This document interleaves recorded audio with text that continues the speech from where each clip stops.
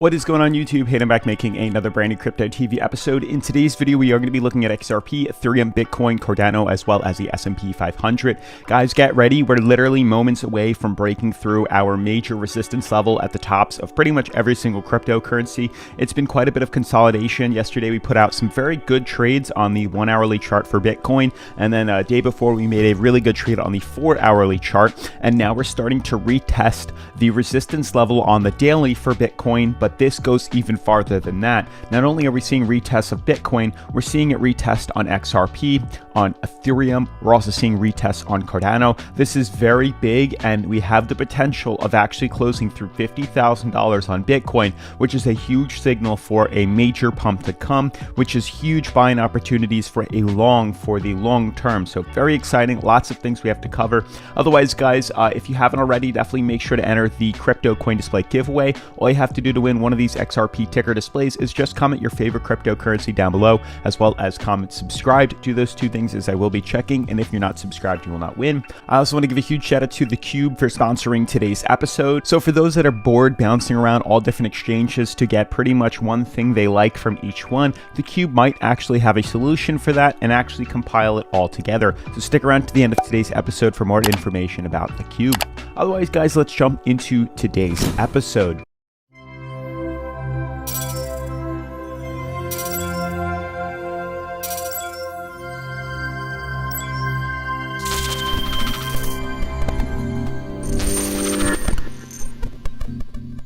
All right, guys, as you can see, top 10 cryptocurrencies are at $2.2 trillion, up 4.43%. You can see overall top 10, everything is doing phenomenal right now. We're starting to see Bitcoin, pretty much everything on the 7-day average is up about 20%. But over the course of the top 10 cryptos, you can see 5%, 3, 5, 2, 1.9, 3.3, 11.9 for Doge. Things are looking extremely well for all these cryptocurrencies. As you guys can see, just diving right in, I guess we'll start with XRP right now, and then we'll talk about Bitcoin, which we covered mainly yesterday. So well, let me just flash through all these cryptocurrencies. We have XRP right here. We have Ethereum right here retesting top resistance. We're talking about Bitcoin right here retesting its top resistance, and I want to show you guys that in a minute. I do want to talk about Cardano, but I might want to save it for a later video today, so we'll have to see how that goes. So I'm not going to talk about it right just yet, but you can see for XRP right now, we are retesting this top resistance level, and you can see how vital and important this is. We've been talking about this for actually quite some time now. You can see overall top 10 cryptos. You can see overall how we've pretty much just been sideways trading, battling this resistance for quite some time now, using it as a means of resistance. Then it was a support, then it was a support again, then resistance again, then supports for this major consolidation right here, and then we have major resistance again. So there's a lot of consistency with battling this resistance level and how extremely important it is to actually break through that and start to head to the upside or the downside. So this is pretty much critical for its time here, and you can see when we jump into like the 4-hour charts here, you can see kind of the patterns and the formations that it's forming. You can see for the most part, which I'm actually going to change in a second, but we had a smaller ascending triangle here, which actually broke bearish and fell back down to not only it actually fell back down to its moving average right here, which did just cross bullish on the 4-hour chart, which is a very good sign. Now we can, and I wanted to do this with you guys, actually change this support level, make it slightly bigger. I also want to check out the hourly to see if this is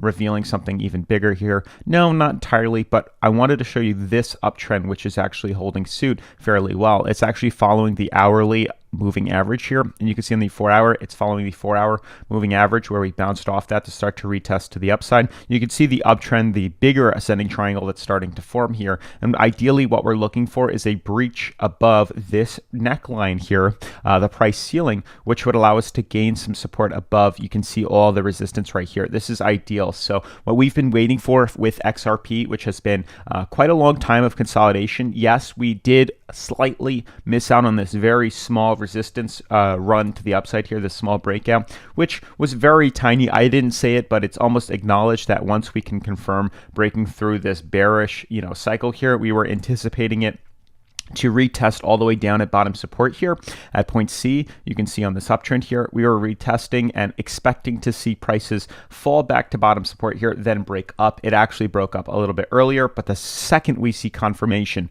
of breaching through our downtrend here, it's goes without saying that we're going to be breaking bullish here, and that's what's anticipated. But right now we're waiting for this movement right here. Obviously we have to play both the devil's advocate if we break bearish or bullish, but right now we can anticipate that if we break bullish to the upside here, we're going to expect to see a price range jump of about an 18% movement on XRP, which is huge, guys. This is a huge movement. I can move this right here and you can see kind of what we're expecting. This would shoot us up to about $1.20, 22 cents. This would be a big jump originally, and it could soar us all the way up to honestly $1.30. You can see where we've retested that in the past. And then what we're looking for to see all-time highs within XRP is to actually break through our $1.30 resistance, which will probably consolidate in here for quite some time, and then shoot up to all-time highs. That's the ideal movement here. But you can see the consolidation that's happening right now. We have only a few hours left within this 4-hour chart, so maybe for a 12, maybe honestly the rest of today, about 12 hours left of consolidation to fill this in, at the most 12 hours. I'd say by the end of the day, we'll see kind of the direction of which movement we want to go to. The second we can confirm breaking through this top resistance here on XRP, we're going to buy in for a long. Now understand that we're expecting to see a pretty wide or a long-term long position here. So what I would do on XRP, or what I'm going to be doing on XRP, is when we buy in, breaking through the top resistance, I'm going to put a market leverage to the upside in a long position, but I'm not going to do anything over about 10x, if not 10x might be fairly aggressive here, but that's what I'm going to do. Put in a 10x trade, margin long about $1,000, and then buy long on Bityard, which I did link in the description down below. That's how we're going to make our money off of XRP. You can see everything is boiling to this point. It's a major resistance level that we've been tracking for so freaking long now, and I'm getting very excited to see that we are finally so close to capping through this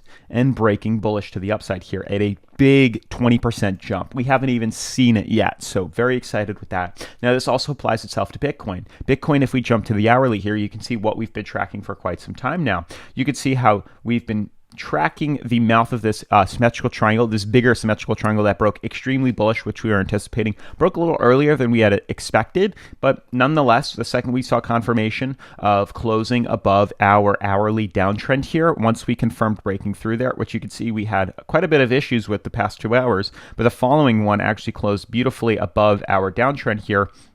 That's when we bought in leverage to the upside. And you can see it went very well. The first original jump was about 3.20, 3.2, which took us the same, exactly on point. Like, look at how perfect this was. The mouth of the opening is the price that we traveled. Then we created a much smaller wedge here. You can see a much smaller ascending fractal.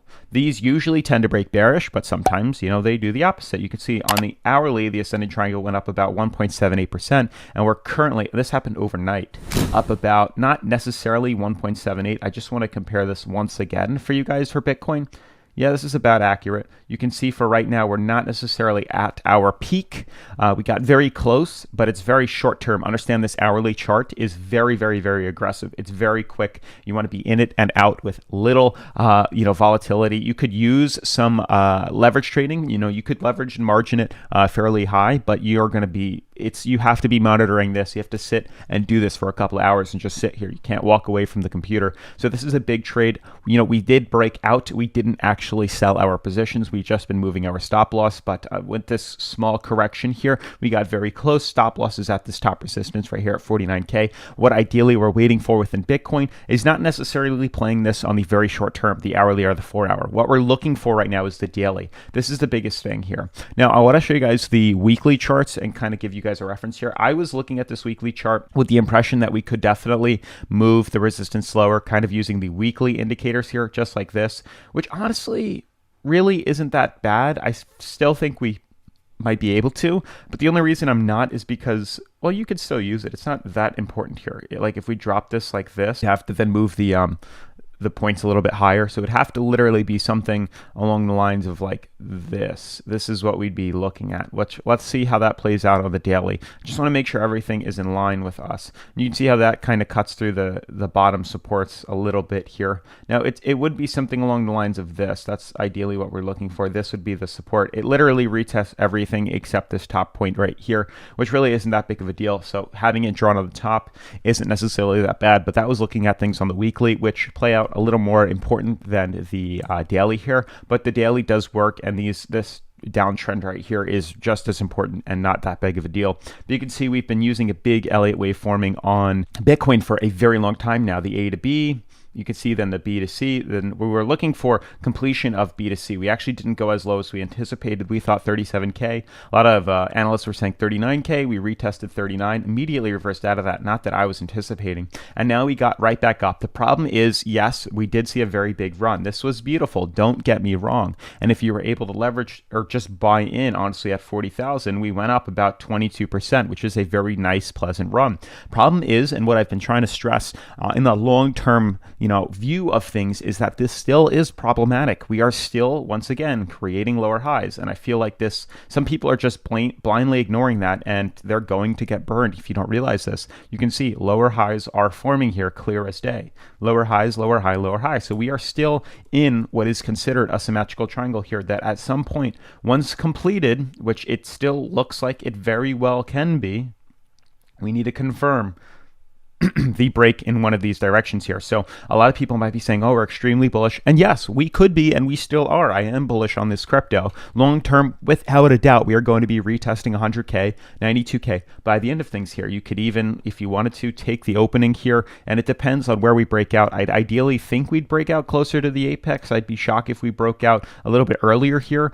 It would just be quite interesting. I want to explain why, but you take the mouth of the opening, which is about a 59% run. We just did it the opposite way, and this would honestly shoot us all the way up to very close to 89,000, if not close to $90,000, which would be an insane run. Now, what I'm looking at here is you can see this is clearly the downtrend. 1, 2, 3 confirmations of resistance. What we're looking for is closure, not necessarily above 50K, but a little bit higher, maybe like 50.5. This would basically confirm that we're breaking outside, and that's closing the daily here. Obviously, if we close a little higher, 51K, that'd be beautiful, but we have to close above this downtrend. This is a very vital and critical resistance level that can, react in one of two ways. Either we're going to see a big break to the upside here and shoot right up to 60K, or we're going to get immediately rejected off of this and start to correct back down, retest point somewhere at the bottom downtrend, confirm in here, which would be ideal. This is ideally what I would look for. I would want to see the confirmation here, the completion, the closure of this downtrend, and then see a break. I'd be shocked if we broke out earlier. It's very possible that we can, but it was definitely a little bit earlier than I had anticipated and most people had anticipated. So it's really just comes down to that. So we have to just see, are we going to close? Because right now we're having some resistance, and all the cryptocurrencies are, and you'll see it in Cardano in a later video today. You can see Cardano or Bitcoin is also having problems with this resistance zone and starting to get rejected from here. It's expected, but if it can close above, then ideally it will break out. We will buy in long on Bitcoin using Bityard. We'll buy in long just like this. We'll buy in and we'll leverage to the upside here, or not a aggressive leverage unless you want to be in and out very quickly, but that's the ideal scenario with Bitcoin here. And then we'll just buy in long, but anticipate the possibilities of being rejected off of this today or tomorrow, just like here. This is what we have to pay attention to. This is very doable to see it again, and that's what we have to expect. Just if this closes below this resistance, we could easily see a flip tomorrow. Easily start a new candle tonight and start to dump, which will be a short opportunity for us, but will make more sense in the completion of this, major symmetrical triangle here. Otherwise, guys, S&P 500 still looks terrible. I'm waiting for some sort of bottom. We all are waiting for some sort of bottom here. Clearly, there is some sort of downtrend, but we are getting very close to becoming oversold. The downtrend is in play. We are retesting the daily moving averages here. That's the ideal point that I would hope we continue to stay at. I don't want to see us, drop to all-time lows, once again to the moving average here. The moving average is catching up with the top of this support level here, but this would be a big drop.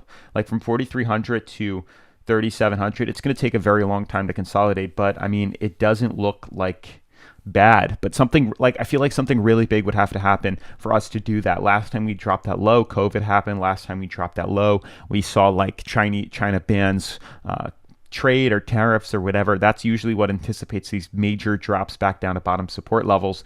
We have been slightly overextended here, so it might just be a minor correction here, but I mean, it takes a while for us to retest our moving averages. Like the last time we had it, this was 2020. then it was 2018, then it was all the way back in like 2016. So it's about a 2-year cycle here. This last retest was literally in 2020, and we haven't even been a year yet. So it'd be very interesting if we just shorted it all the way back down to 37.70. I think hopefully that would be at the bottom once again. We fall, we would probably retest this bottom support here and then climb out of it very quickly. That's the ideal scenario, but I'd like us to stay like this, but I am starting to anticipate a big drop. We do retest oversold fairly often, which would be a good buy-in opportunity here, but it seems like we're not going to be doing that just yet. So we'll see what happens.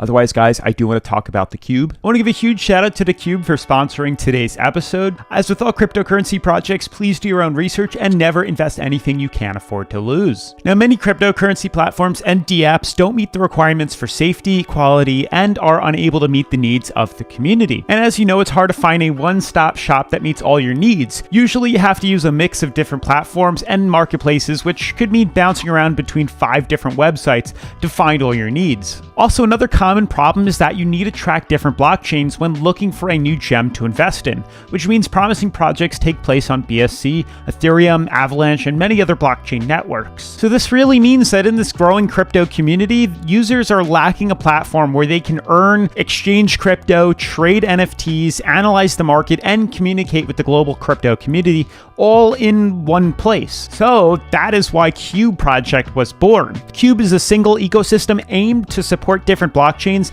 and has multiple useful services and tools so you can keep calm and not bother yourself with switching between multiple different chains and projects. Cube is basically a place where everyone who is keen on cryptocurrencies and blockchains can find a place for themselves. So first things first, Cube is community-driven and multi-purposed. Within the Cube ecosystem, you can earn crypto using advanced DeFi tools, participate in token sales of promising blockchain projects, trade NFT arts, and also do networking in order to find like-minded people in the cryptocurrency community. Now, Cube token also serves as a utility token for the entire Cube crypto space. So you have things in the ecosystem like the Cube DEX, the Cube Launchpad, Cube NFT marketplaces, Cube social network, and now the Cube team even provides themselves with only 1.75% of the Genesis supply, while giving the community 69% of tokens for staking, liquidity incentives, and the ecosystem. So this means all the decision-making ability belongs to the community, which will decide on platform upgrades, changes, or integrations. Not to mention, Cube is united with a social network. After the upcoming release of the Cube Social, all the ecosystem members will be able to communicate with others in a single cryptocurrency community.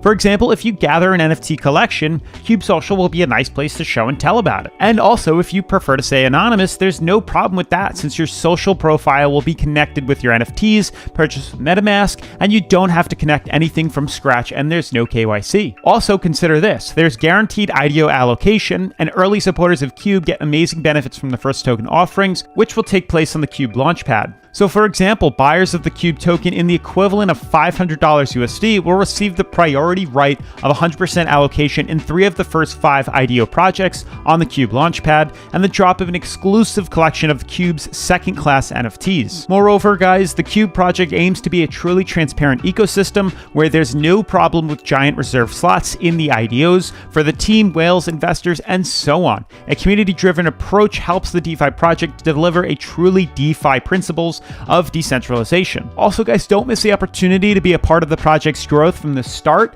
by becoming an early token holder. It is also an opportunity to benefit from participation before their market launch via the IDO in November, since you will get exclusive NFTs from the limited collection from Cube and also get your slot secured in the first IDO project on the Cube Launchpad. You will be eligible to get 20 Cube tokens for free following the airdrop rules, which basically mean you just have to subscribe to their IDO whitelist. Whitelist participation in turn gives you priority allocation on Cube Launchpad depending on your purchased amount of tokens. Otherwise, huge shout out to theCUBE for sponsoring today's episode. Make sure to smash the like button for the YouTube algorithm, turn on post notifications, subscribe, and I'll see you guys in tomorrow's video. Peace.